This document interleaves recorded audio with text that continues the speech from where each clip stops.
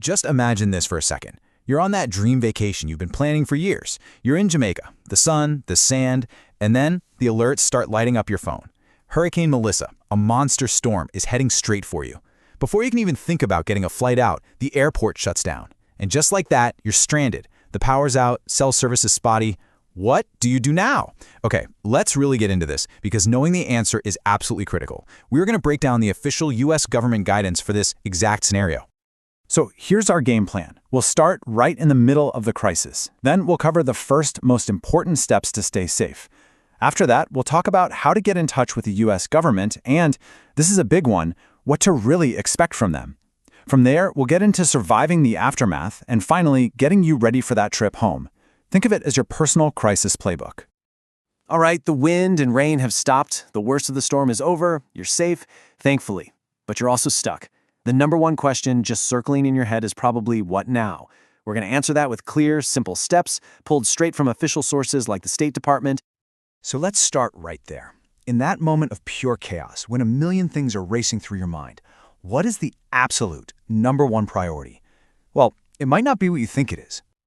Before you even think about flights, before you try calling anyone, your first job is all about your immediate personal safety. The decisions you make in these first few hours, they're beyond critical.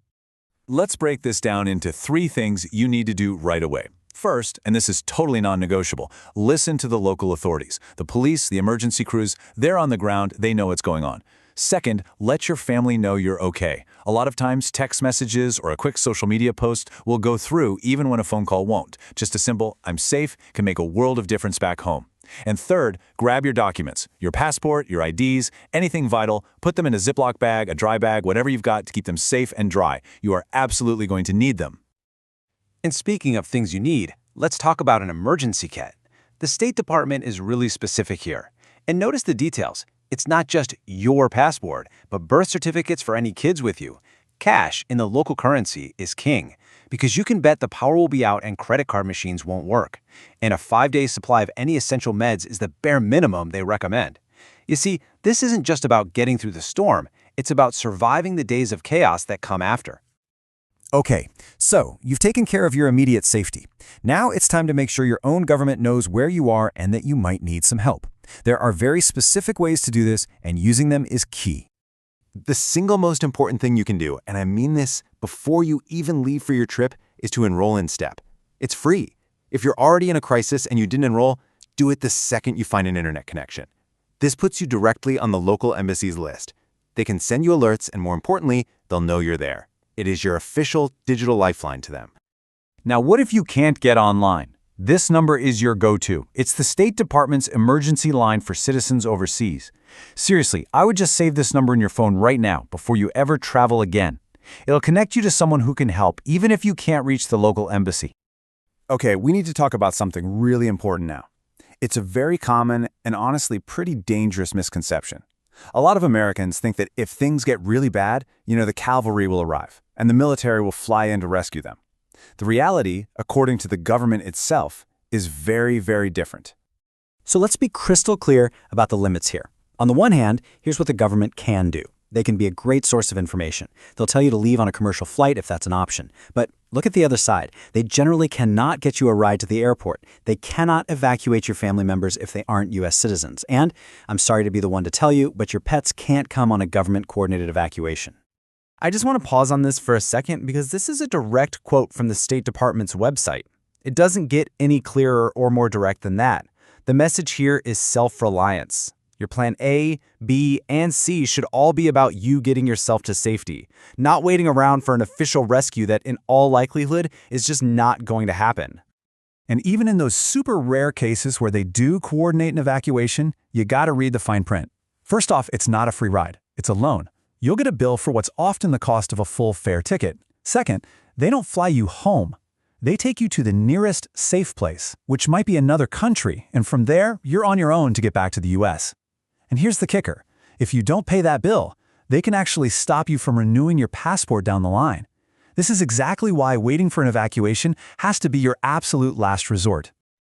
Okay, so you've made it through the storm, and you've got a realistic handle on getting out of the country. But now you have to deal with the new reality on the ground. the dangers are far from over just because the wind stopped. In fact, some of the biggest health risks are just getting started. The next few tips are some of the most important we'll talk about. They're adapted from the Florida Department of Health, and let's be honest, those folks are experts in dealing with hurricane aftermath. This advice on food, water, and hygiene can literally be a lifesaver. Let's start with food. Just assume that all floodwater is contaminated. We're talking sewage, chemicals, everything you don't want to think about. So, rule 1, if food touched floodwater, throw it out. No exceptions. Your fridge is only good for about 4 hours once the power goes out. After that, the risk of getting sick skyrockets. And for any parents out there, this is so important. Never, ever use untreated tap water for baby formula. You have to boil it first. You know, what's amazing here is how these tips are so simple but so vital. Basic hygiene becomes your best defense against getting sick. Wash your hands with safe water, boiled or disinfected. Any little cut or scrape is basically an open door for infection from dirty water, so keep them clean and covered. And this one is huge. Do not let your kids play in the floodwater, and make sure you disinfect any of their toys that might have gotten contaminated. So, after the hurricane comes the flooding. And after the flooding come the mosquitoes, a lot of them, and they can carry some nasty diseases. The strategy to protect yourself is pretty simple to remember. Drain any standing water you see. Cover up with long sleeves and pants. Use a good repellent. And if you can, fix any torn screens on your windows or doors. Just remember, drain, cover, use, repair. All right, some time has passed. Things are starting to calm down. Maybe you're hearing rumors that commercial flights are starting up again. It's finally time to think about that last step, getting home. But what if, in all that chaos, you lost the single most important document you own?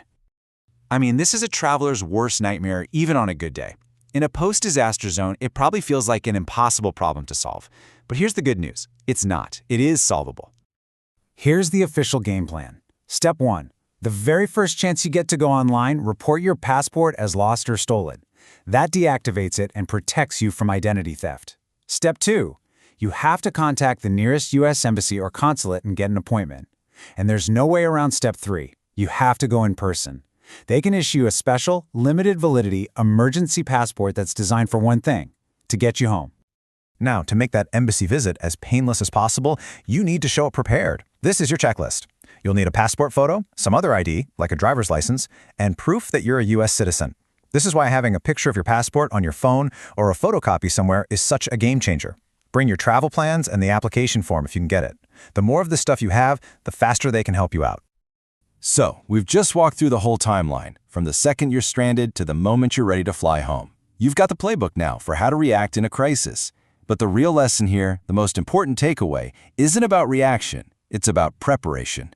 So the final question I have is for you. Knowing everything you know now, what are you going to do differently before you even pack your bags for your next trip abroad?